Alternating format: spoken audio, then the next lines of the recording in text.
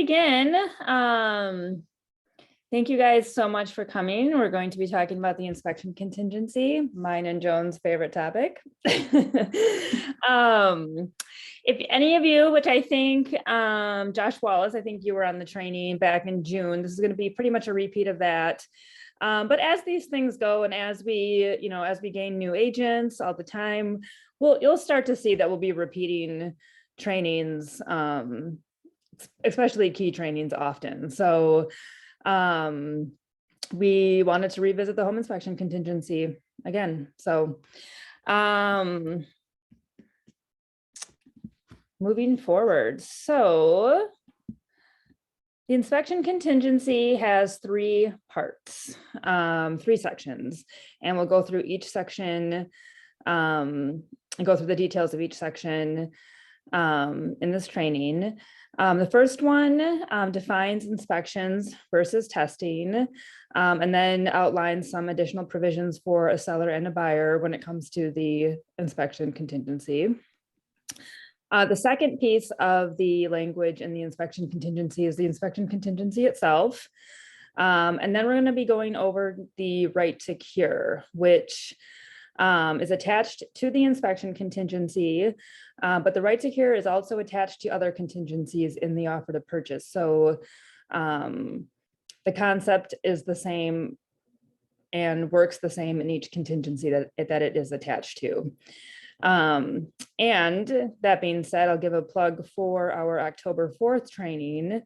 We're going to be going over the right to cure, as well as multiple representation, and really isolating and diving deep into those two concepts on October 4th.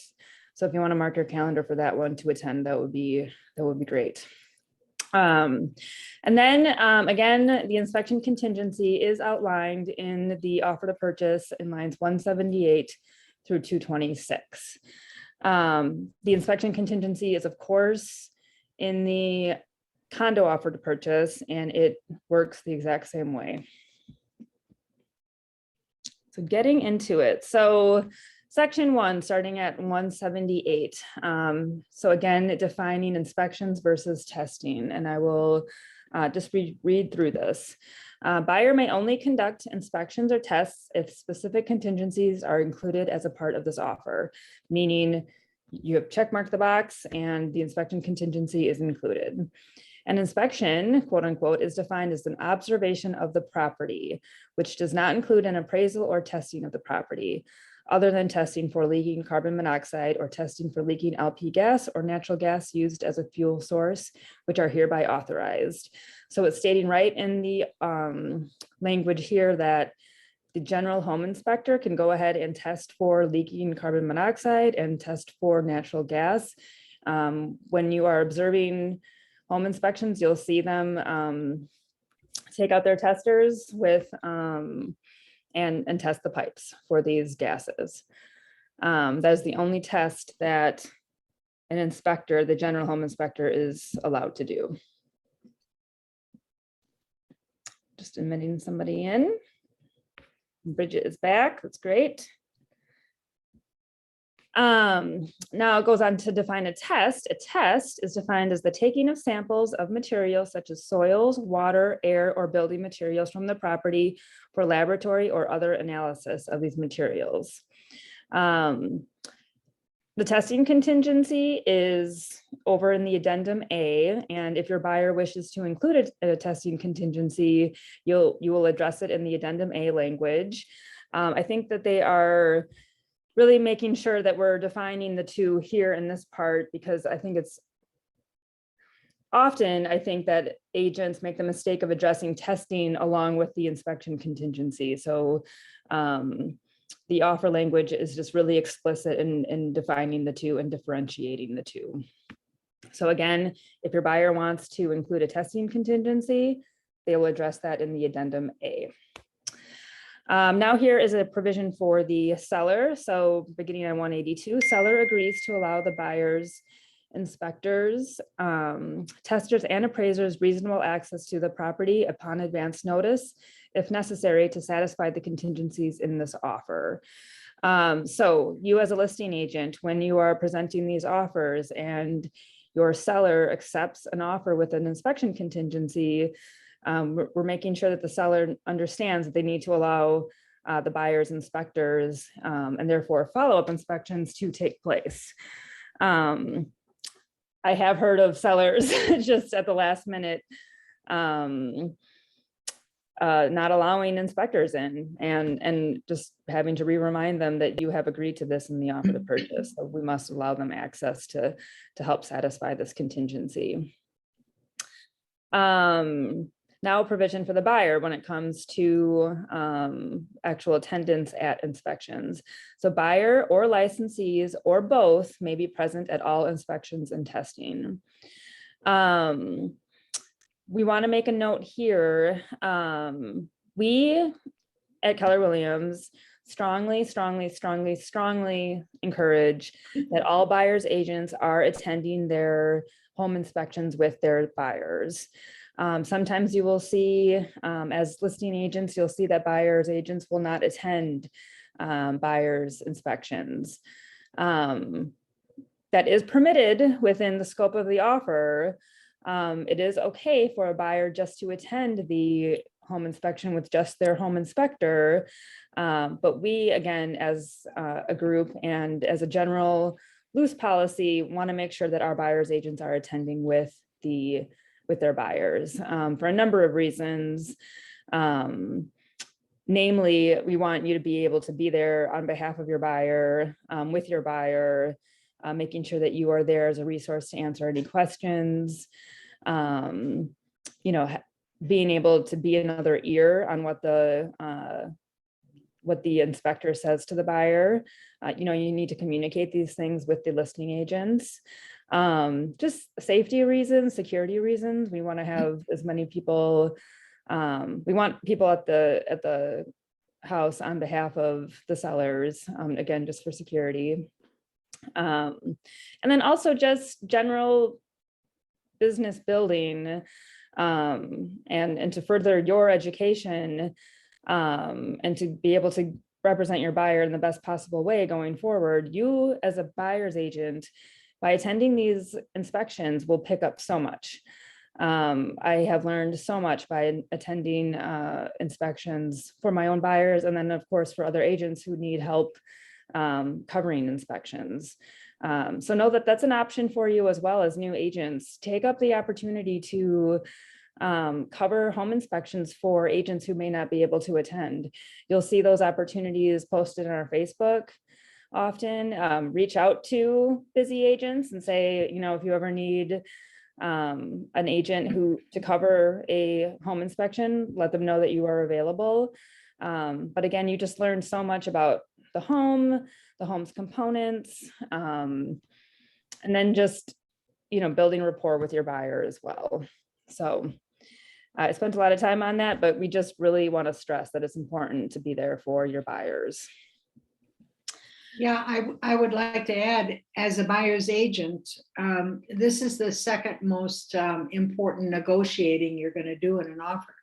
I mean, your initial negotiation with the seller over price and terms of the offer. But then when you finish the inspection, the negotiation of the terms of the inspection and what you want to do, you really can't do a good job unless you were actually present at the inspection. 100%. Quick question. Yes. I also thought that a licensed agent always had to be there, like that was part of the contract, but it's more, especially if the buyers are there, doesn't someone with a license have to be there, or is that not the case? They don't have to be there. If the home inspector is there with a buyer, that is sufficient per the contract. We just encourage it, but it's not, Okay. it's not a contractual requirement. No. So good Okay. question.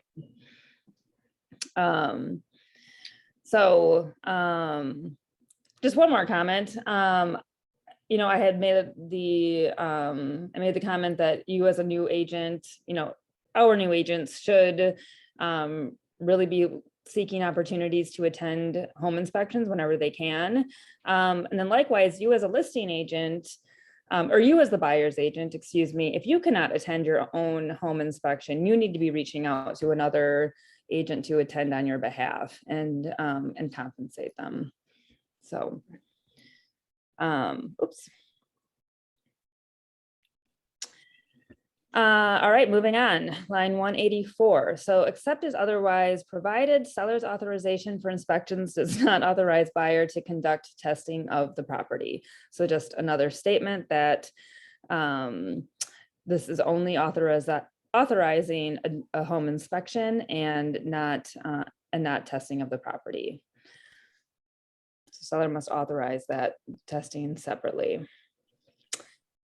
186, note, any contingency authorizing testing should specify the areas of the property to be tested, the purpose of the test, for example, to determine if environmental contamination is present, any limitations on buyer's testing, and any other material terms of the contingency. So again, this would all be addressed in the GMAR Addendum A, if a testing contingency is included, which areas of the home that you would want tested.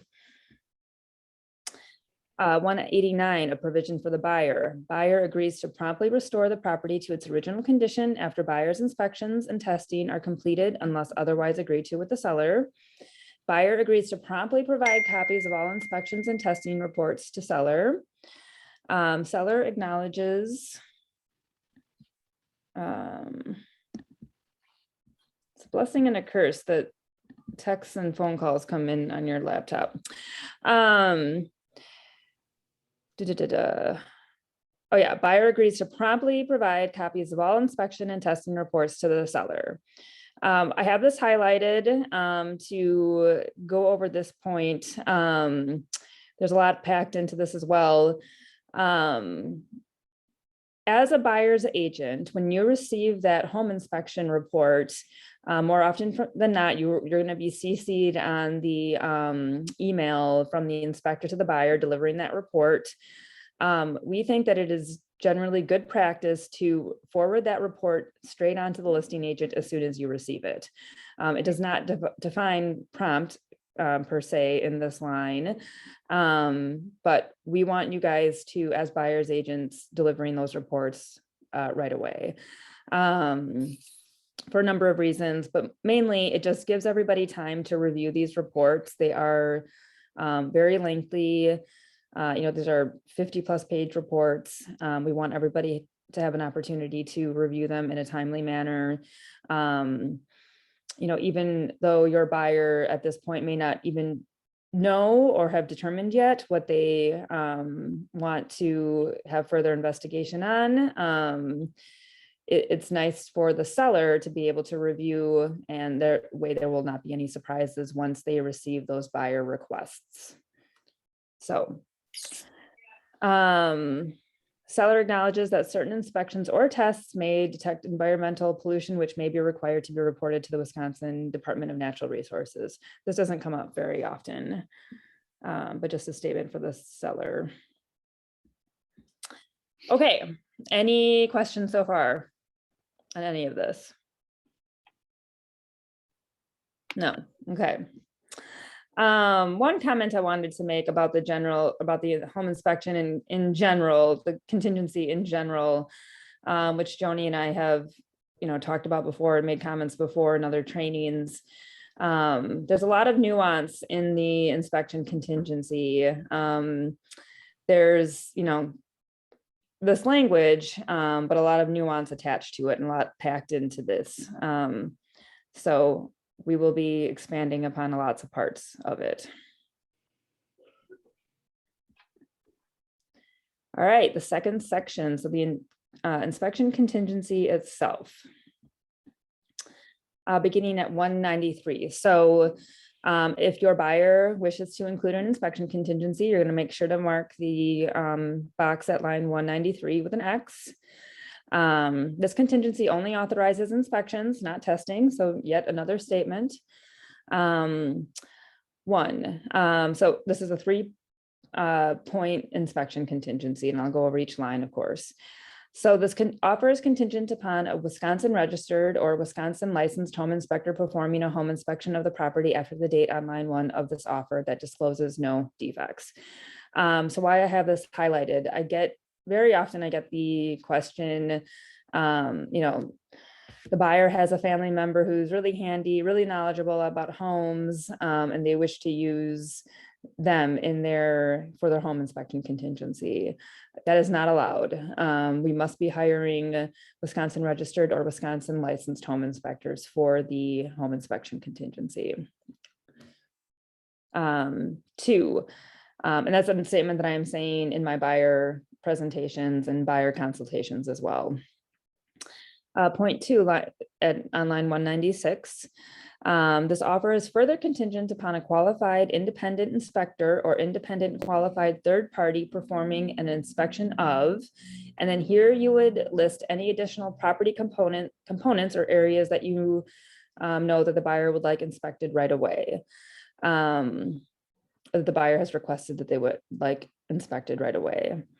So Yeah, again, such as specifics like the roof, or you would write the roof in there, or chimney. You would actually specify the areas that the buyer might want further inspections.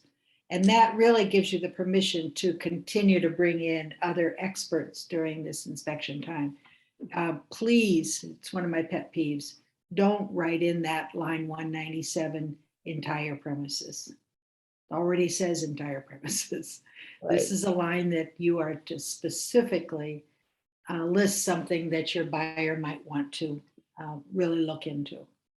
Foundation, whatever. Right.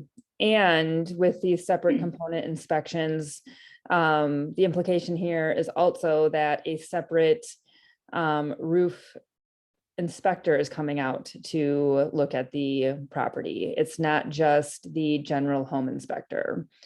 I'm going to go on and read point 3 in the contingency, and then I'm going to circle back and explain how points 2 and point 3 are tied together. So point 3, buyer may have follow-up inspections recommended in a written report resulting from an authorized inspection, provided they occur prior to the deadline specified at line 206. Inspections shall be performed by a qualified independent inspector or independent qualified third party. So how this works in practice is, unless you as the buyer's agent are writing in those specific components on line 197, you are only authorized to have follow-up inspections unless the general home inspector recommends them in their written report. So if you don't name anything on line 197 and 198, your buyer cannot have that roof inspection, for example, unless the general home inspector wrote it in this report. If you are showing a property and you can see that the roof may be compromised, that it looks older, and the buyer points that out and says, I think I want to have this checked out right away, then you want to make sure that you're writing that roof inspection in on line 197 right away, because otherwise you need to rely on the general home inspection in order to get authorization to do that. You as a buyer's agent can see, well, I'm sure that the general home inspector is going to call that out, and I'm sure that it's likely that they are going to be suggesting the follow-up inspection in that home inspection report. But to ensure that your buyer is able to inspect the roof, you're going to want to put it in line 197 and 198. Another key thing here is time. If you can line up that roof inspector to even coincide with the general home inspection, you can knock those inspections out right away and you'll have your information that much faster. But that's just really important to understand that unless you write those additional components in 197 and 198, you really have to you can only rely on the home inspection and home inspector to recommend it. A big one here, a big example here is chimneys. A lot of times chimney comes up because the general home inspector, they're not able to do a scope, look up in the chimney and say for sure if there is any issues with the chimney. A lot of times I'll see people, if they're writing on a home with a natural fireplace with a chimney, that they want that, and they're going to want that looked at right away, because they know that a general home inspector will not be able to visibly see that. So any questions on that? No? Right. Lines 203, line 203, buyer shall order the inspections and be responsible for all costs of inspections. So I want to just point this out as something that you're definitely going to want to bring up in your buyer consultations, just letting them know, as part of this offer process and the home buying process, Mr. Buyer, you will be responsible for paying for the general home inspection. I always give people a range of like $450 to $600 for that home inspection. And then if there are any follow-up home inspections that might cost money, it's stating right in here that the buyer needs to pay for those as well.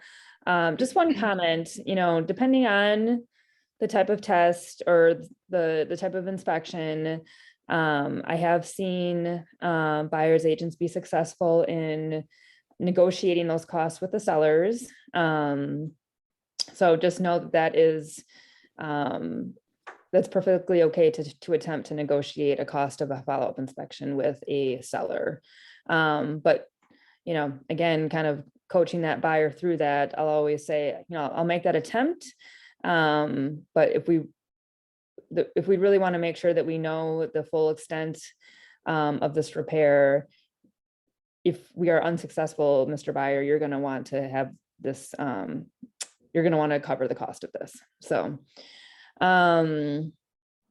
caution, buyers to provide sufficient time for home inspection and or any specialized inspections, as well as any follow-up inspections. So those cautionary lines are to inform what you are going to put in on lines 206 as far as the deadline. So line 206, this contingency shall be deemed satisfied unless buyer within blank days. I put in here as a guideline 10 to 14 days. It does default to 15 if that is left blank. So unless buyer within blank days, 15 days, we'll say, after acceptance, delivers to seller a copy of the written inspection report dated after the date on line 1 of this offer and a written notice listing the defects identified in those reports to which the buyer objects. We will get into the notice of defects momentarily, but just isolating that contingency deadline, the most important statement here is, or most important piece of this when it comes to the contingency deadline, is back to that cautionary line. We do want to make sure that we're allowing enough time for that general home inspection, any follow-up inspections, and then any negotiating that must happen between the buyer and seller based off of the results of the home inspection. So we want to make sure we're giving ourselves enough time for that.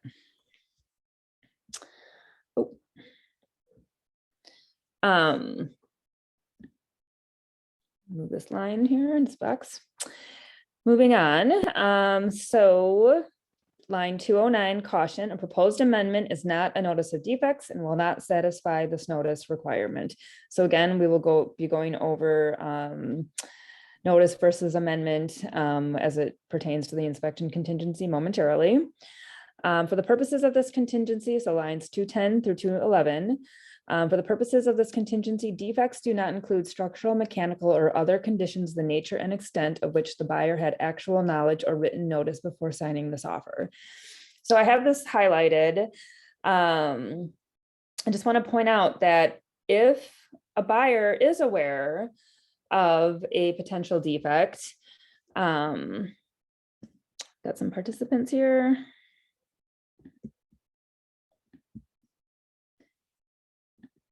So taking that real estate condition report that is provided to the buyer prior to writing the offer, if the seller has disclosed a foundation crack in that real estate condition report, the buyer then presumably cannot use that foundation crack if they were to serve a notice of defects because they had prior knowledge of that defect.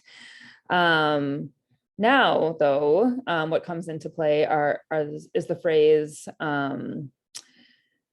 defects do not include structural, mechanical, or other conditions, the nature and extent of which the buyer had actual knowledge. So sometimes, most often, a buyer sees that foundation crack, has been notified of that foundation crack, but after further investigation of this foundation crack, we have learned that this foundation crack means that the foundation wall has moved an inch. That then, because the buyer did not have the true nature and extent of that repair, that buyer may use that on a notice of defects if they are planning to send a notice of defects, or if it comes down to a notice of defects being delivered. Yeah, it's a very, it's a really critical line that lawyers refer to when there are legal issues over this, is that phrase, the extent of which. So, for example, in the condition report, it may say trickle of water or dampness after a heavy rain or something like that. And then they actually find out that there's been floods of rain, or rain has gone up a whole cinder block level in the basement. That means they can still use that as a defect because the extent of which that defect was mentioned is much more than what was implied in the condition report. So that extent of which the seller may say, you know, a couple of shingles need repair, and the extent of which there's actual leaking of the roof into the attic. You can use that as a defect because the extent of it is much greater than what the seller lets you to believe. Another comment about those, about anything named on a real estate condition report, a question that I get a lot, or often enough. You know, buyers want to understand, buyers agents want to understand, just because the seller has disclosed these items, does that mean that the buyer cannot attempt to negotiate on those things? And it does not. A buyer can absolutely make attempts to negotiate on anything as it relates to repairs needing to be done, or anything in the offer. And it plays out the same way. The seller can still opt to say no, but just because they have knowledge of these things, it does not preclude them from making attempts to negotiate on them. So lines 212, it begins to define a defect. So a defect, as defined on lines 447 through 445 to 447, means a condition that would have a significant adverse effect on the value of the property, that would significantly impair the health or safety of future occupants of the property, or that if not repaired, removed, or replaced, would significantly shorten or adversely affect the expected normal life of the premises. So when a general home inspector is going through the home and, you know, and they're determining what is deemed a defect, they have their own definition that they are following that is almost identical to this. What is missing from their definition of a defect is they do not have any terms around value of the property. But what I really just want to point out is to make sure that they are and need to be defining things as defects or not defects in their home inspection reports now going forward, or as of June 1st, I should say. So it will be clear to you what the general home inspector has deemed a defect and what they have not. So, all right. Any questions on lines 193 to 215? And then just another note about this particular training, we will be tying all of this back together and going over how this all plays out in practice. Okay. It's confusing. Okay, right to cure. So I always like to make the statement. The two most confusing concepts in real estate are definitely the right to cure and the concept of multiple representation. The right to cure feels abstract because it might not ever kick in an offer. It's hard to explain to a buyer, I feel, because you could be going down many roads and you don't want to over explain something to a buyer. You want to be able to make sure that you're explaining these in succinct terms to them in succinct ways. And the right to cure can just go down a huge rabbit hole. So it is, and we acknowledge that it is hard to explain to buyers for sure. And it's hard to explain to agents as well. But again, the right to cure, it's attached to a number of contingencies in the offer. And again, it only comes into play if it's kicked in with what's called a notice of defects. So I'll just start going over the contract language, and then we'll kind of go back and talk about it in practice. But so the right to cure.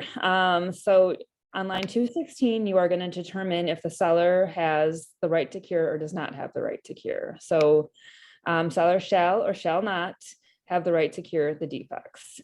It will automatically default to shall have the right to cure if neither are stricken.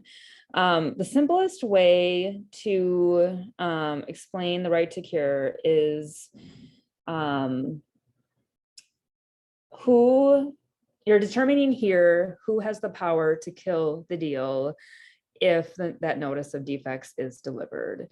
So if you do not give the seller the right to cure, if that notice of defects is delivered by the buyer, then the buyer has the complete power and control to kill the deal just by delivering that notice of defects, because you did not give the seller the right to cure. This is the most protection for a buyer. If you are writing as a buyer's agent, depending on the market, in this market, obviously we're giving the seller the right to cure. But it's most common that we're giving the seller the right to cure. But if there is an opportunity as a buyer's agent, the most protection for your buyer is to not give that seller the right to cure. That way, if they do have or do find out or do learn of a repair that the buyer has determined that I do not even want to attempt to negotiate with the seller on that repair, they could serve a notice of defects and kill the deal right away. The reverse of that, giving the seller the right to cure, you have now given the seller the power to choose. When that same notice of defects is delivered, you have given the seller the power to choose whether or not the contract will be moving forward or not. So if that buyer delivers the notice of defects, and we'll take that same foundation repair example, if the buyer objects to a foundation repair, serves that notice of defects to the seller now has the decision to make. You know what, I will cure that defect and keep the buyer in the deal. Or no, you know what, that's fine. I'm not going to cure that foundation wall and I'm going to let the buyer out of the deal. So that is the simplest way to explain it. Again, it's all about power and who has the power to make the decision on whether or not the contract will move forward when that notice of defects is delivered. So if the seller has the right to cure, the seller may satisfy the contingency by line 218 by delivering written notice to the buyer within 3 to 10 days. And I'll go back and explain that that deadline in a moment, after buyer's delivery of the notice of defects stating seller's election to cure the defects. So once that notice of defects is served, the seller now, a new deadline has kicked in, And the seller now has a certain number of days to determine whether or not they are going to elect to cure the defects or not. I call it the election to cure phase. So it automatically defaults to 10 days if you leave that blank. As a buyer's agent, though, you might want to shorten that deadline, because as a buyer's agent, you don't want the buyer to serve this notice of defects and then have a seller take up a full 10 days, for example, to determine whether or not they're going to cure these defects, and then ultimately maybe decide to let the buyer out of the deal. They might have missed an opportunity within that 10 days, another home that they could have written an offer on. So as a buyer's agent, I think it's important to keep that, or attempt to keep that number of days shortened. A seller's agent, though, listing agent, would of course want to keep that a little bit longer. So line 220, curing the defects in a good and workmanlike manner, and the seller has satisfied the contingency by delivering to the buyer a written report detailing the work done no later than 3 days prior to closing. So if seller has the right to cure, notice of defects has been delivered, seller elects to cure the defects. Now they are going to point 2, cure the defects in a good and workmanlike manner. And then point 3, as soon as those defects are cured, they're going to deliver to the buyer that written report detailing the work, along with paid invoices and lien waivers. And that's going to be done no later than 3 days prior to closing. So that's how it's played out if they elect to cure. Beginning on line 222, this offer shall be null and void if buyer makes timely delivery of the notice of defects and written inspection reports, and 1, seller does not have the right to cure. So going back to that power shift. So if the seller if the seller was not given that right to cure, offer shall be null and void if that buyer delivers the notice of defects. Or 2, seller has the right to cure, but the seller delivers the written notice that seller will not cure. Ooh. So sorry. Or B, seller does not timely deliver the written notice of election to cure.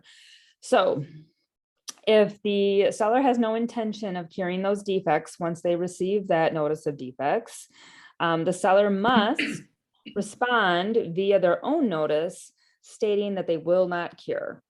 And they will do that within that 10-day period.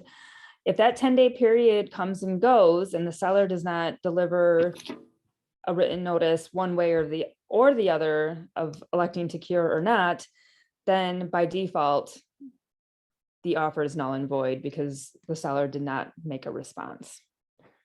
So, I have seen it played out where this is important.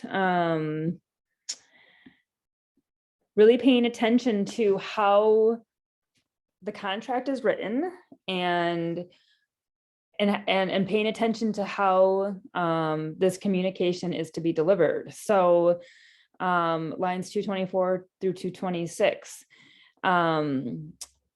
If the seller is going to elect to cure, they must deliver that response back to the buyer on a notice. And that is the authorized method. I have seen a transaction where a buyer delivered a 4-page notice of defects. Seller stated in an email that they were going to elect to cure. I received back a acknowledgement of the notice of defects that was delivered by the buyer. So just, the bottom quarter of the page acknowledging receipt of that notice of defects from the buyer. And buyer's intention with that 4-page list was to get out of the deal. They were hoping that the seller was going to say, no, I'm not going to cure those defects. And when day 10 came and went, without the proper delivery of that notice from the seller to the buyer stating that they were going to elect to cure, the buyer then at that point was able to declare the offer null and void because the seller did not properly deliver their election to cure in the proper way. So that's huge. Because the seller should have signed the notice that you sent that the agent had put the receipt, correct? No. No, they needed to draft their own notice of defects saying seller elects to cure the defects outlined in notice delivered on, Or seller does not elect to cure the or defect. seller does not elect to cure, right? A So, notice can only be signed by one party. right, Oh, right.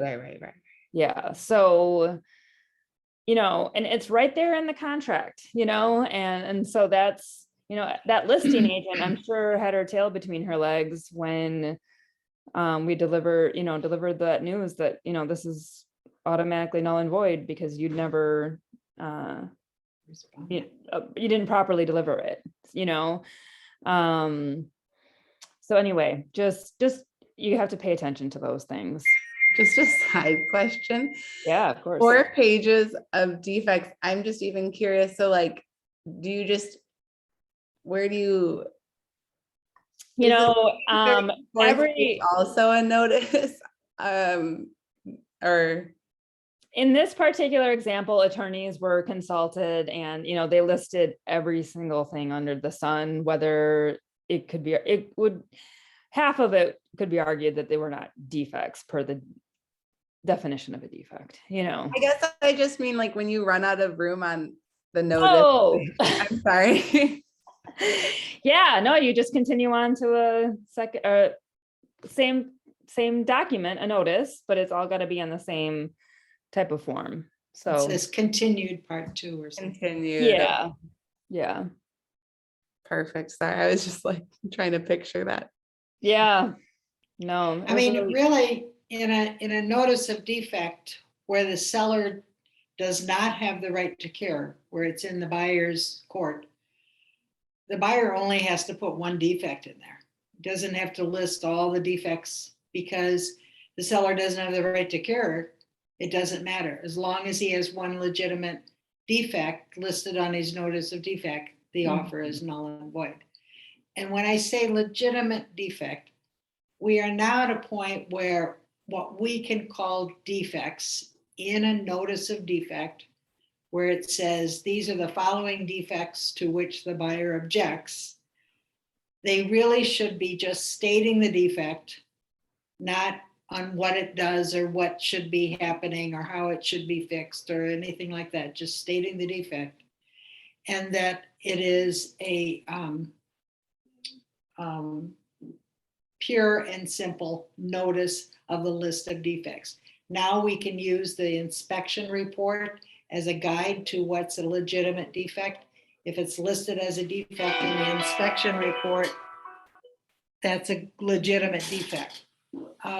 The other way, if there's an argument with the buyer and the seller, and I've had this happen several times, and the seller says that's not a defect, I won't, take this seriously because it's not a defect. That is an issue for the courts, and the court decides if it's a defect or not. And generally, usually, the court sides with the buyer, with the public. So even if the seller rants and raves and says that's not a defect, that's not a defect, that's not a defect, and it goes to court, the judge will most likely rule for the consumer, the buyer. Thank you. Okay, let's talk about now how this all plays out in practice.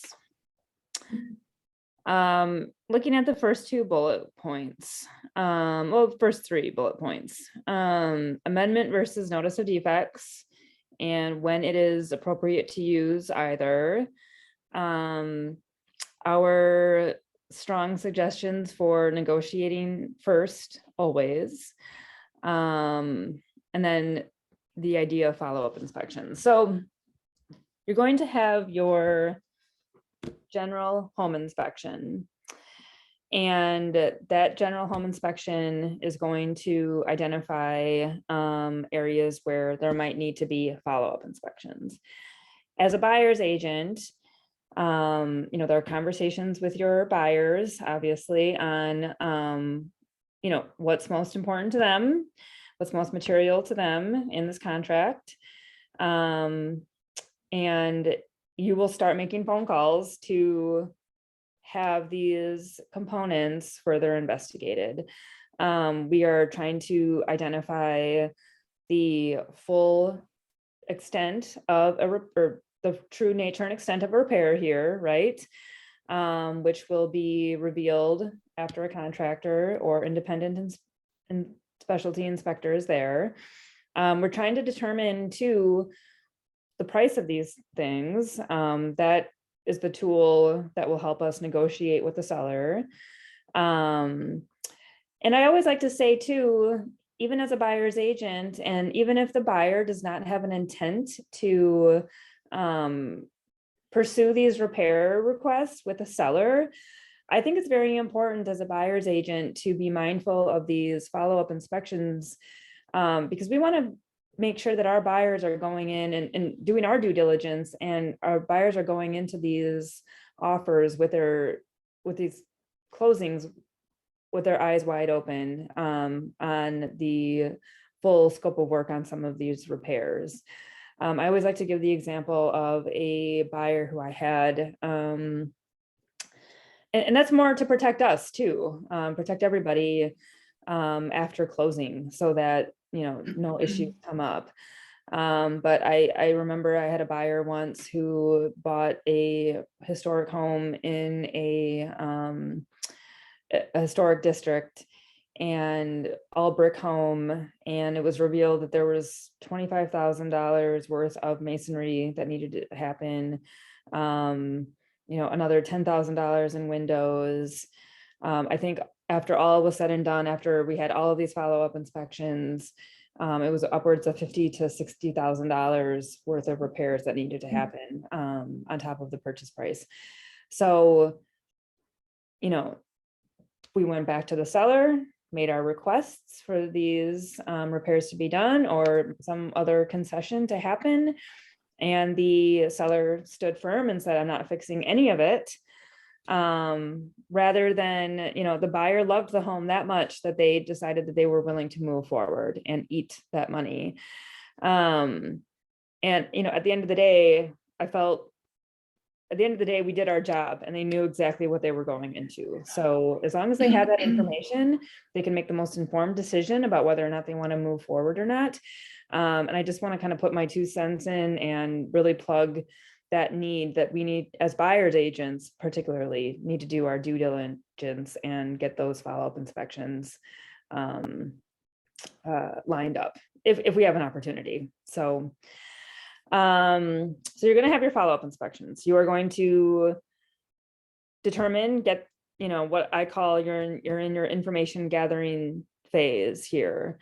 You're going to learn that roof is $10,000. You're going to learn that those electrical repairs are another $5,000. You're going to use those estimates and those dollar amounts for how much it costs to fix these repairs. And you're going to go back to the seller and you're going to attempt to negotiate with the seller via an amendment.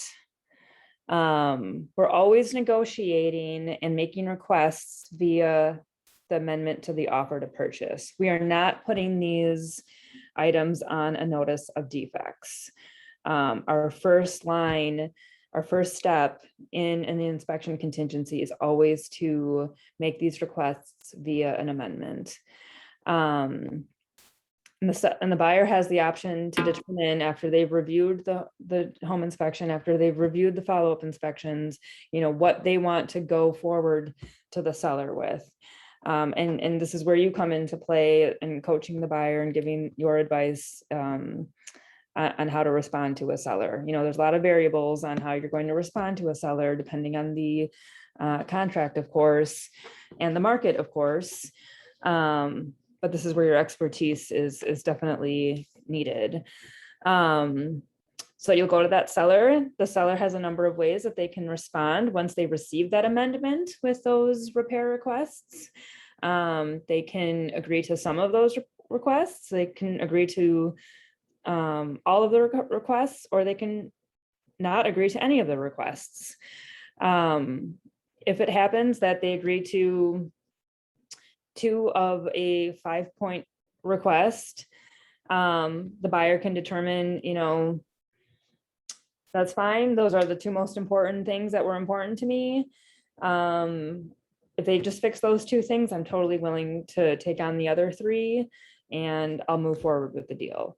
If the seller responds and says they're not going to do any of it, then it goes back to the buyer to determine how they're going to respond next. Are they just going to say, okay, I love the house that much, back to my buyer, I love the house that much, I will move forward. And it's fine that the seller is not going to agree to any of these repairs, I'll still move forward. Or at this point, final line in the sand, you know what? It is really important for me to have that roof and that foundation fixed before I move forward. I'm going to serve a notice of defects. And if this seller has the right to cure now, we're going to serve that notice of defects. And the seller then now are forced to make a decision. All right, I will cure all of the defects named. And that's very important to understand too. Once a notice of defects is delivered and seller has right to cure, the seller has to cure every single thing listed on that notice of defects that was delivered to them. So now at this point, the seller needs to determine, shoot, I didn't agree at first when the request was made via an amendment, but I really do want to keep this buyer in this deal. So I guess I will fix them and I will keep them in the deal. Or the seller has the option to say, nope, still staying strong. I'll take the risk and I'll move on to the next potential buyer. And that's how that would play out. Using that same example, if the seller did not have the right to cure, buyer serves that notice of defects and they're saying to the seller, I cannot take these things on. I'm going to serve a notice of defects, and now the deal is null and void. So that is how if you're the listing agent in this situation and the seller is debating whether to cure these defects or not, if this deal falls apart and those buyers go on to another offer, that seller is still obligated to disclose those defects in an amendment to his real estate condition report. Mm-hmm. He's not obligated to fix them, but he's obligated to disclose them. And he should do that with an amendment to the condition report, not redo a new condition report, because you want to see the paper trail. Yeah. But it doesn't relieve the seller the obligation of owning those defects. Right. And so that's where the coaching of your seller comes into play. Like, okay, if you let the seller go, if you let this particular buyer go, we're going to disclose these things, and this might be a turnoff for potential buyers. Do you really want to do that? So it's all conversations of risk and reward when it comes to coaching them. All right. Any questions on that? Our main point with that is always attempt to negotiate before you are serving a notice of defects. Notice of defects in our eyes is final line in the sand. I think it's always worth a request. Another question that I get or concern that I have is, or that I've heard, is that if a buyer asks for too much, that will turn the seller off, which that is something to consider, but it doesn't mean that the seller can kill a deal if a buyer makes a request ever. So if a buyer makes a request via an amendment and the seller says no, it doesn't mean that the deal is dead. Right. So, any questions? Okay. Clarifying language around the right to cure and good and workmanlike manner. So I just wanted to bring this up quickly. This comes into play, and I think I don't have it set up.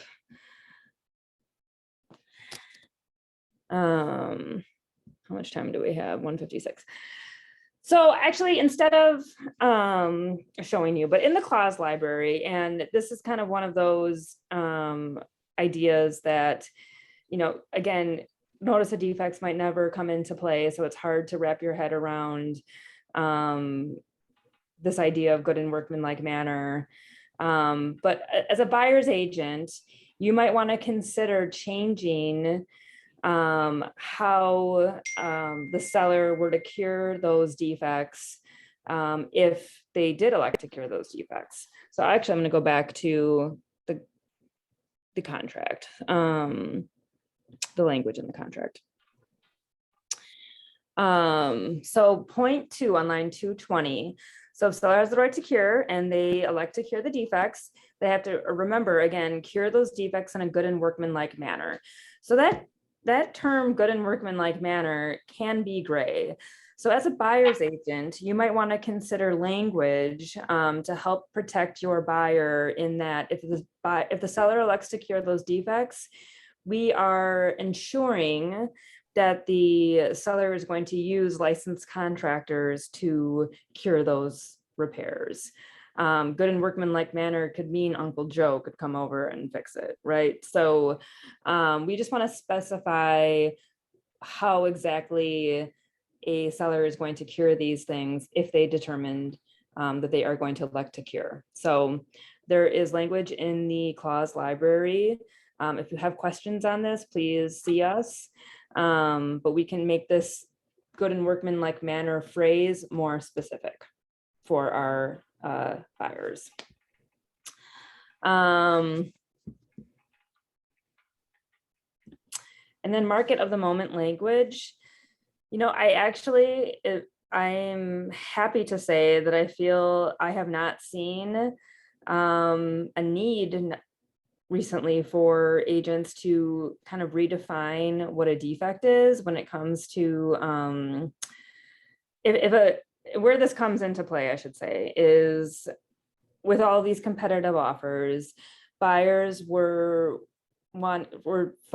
finding that buyers wanted to make their offer stand out more, and to help their offer be more competitive. If they were to write in an inspection contingency, they were able to tweak that language to say, communicate to the seller, we're only going to request repairs if they come in over a certain dollar amount. I can say that I feel like I haven't seen that in the recent month, which is awesome. So where I'm going to go with that is, if you're writing in competition, see Joni or I if you want help with language around the inspection contingency and strategy on how to make your offer stand out for the seller. So I'm going to stop sharing. I'm going to put us all in grid view here. A lot of this isn't going to make sense until you start writing offers and see how they are played out, of course. But just hoping to give you guys kind of a good understanding as best as we can at this point, but what I had said in my post yesterday on Facebook, just, this is confusing to a new agent. This is confusing to a well-seasoned agent. And especially when it comes to right to cure. For so long, we did not need to write in that the seller had right to cure. So now that this is more common in our marketplace, we've seen a lot of well-seasoned agents get tripped up over this and having lots of questions around how this all plays out. So just never be shy about asking questions. Not that anyone ever is, exactly. But yeah. So, all right. Anything else for the good of the cause? Any other general questions? Because we always like to give an opportunity for general. We really want your questions. You're never in a position where you're bothering us. Right. That's what we want to do. So we'd rather you ask questions maybe before you write or while you're writing, rather than when things are all boxed up or something. Right. So we're always happy to review a notice for you, review an amendment for you before you send it off to. Yep. Yeah, and help with language, of course, but also help with strategy. So Joni and I love to talk through those things. Mhm. Fun. Yeah, Okay. that's my fun. Pretty boring around here, so, okay. All right, well, next week, I don't even recall what next week's training is on. It might even just be a help desk because it's the last day of the month, but Mhm. we'll post it on Facebook, of course, as we always do. Right. Okay. All right, thanks for being Nice here. job, Steph. Thanks, Good. guys. Bye. Thank you. Bye-bye. Thank you. Thank you.